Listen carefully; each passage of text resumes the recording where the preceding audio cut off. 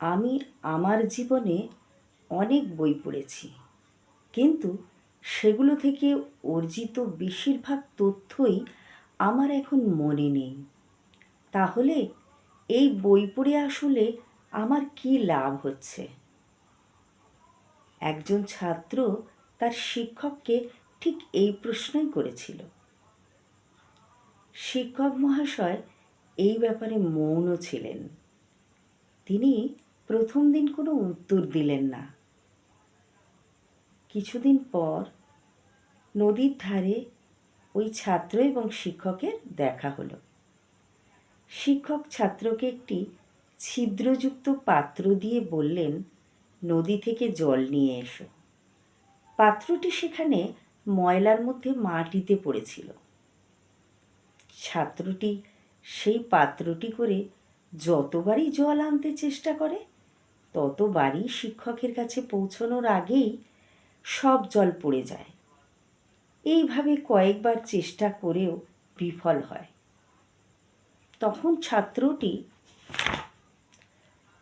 শিক্ষকের কাছে গিয়ে বলে, আমি ব্যর্থ হয়েছি,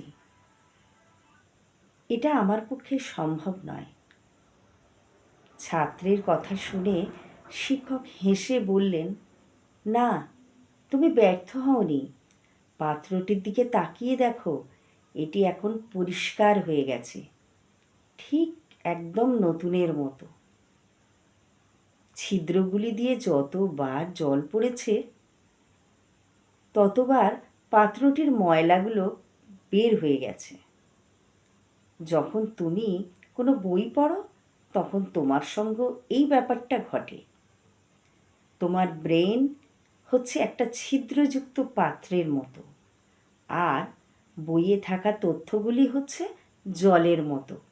সুতরাং একটা বই পড়ে সবগুলো তথ্য মনে রাখতে পারলে কি না সেটা তেমন গুরুত্বপূর্ণ কোনো বিষয় নয়।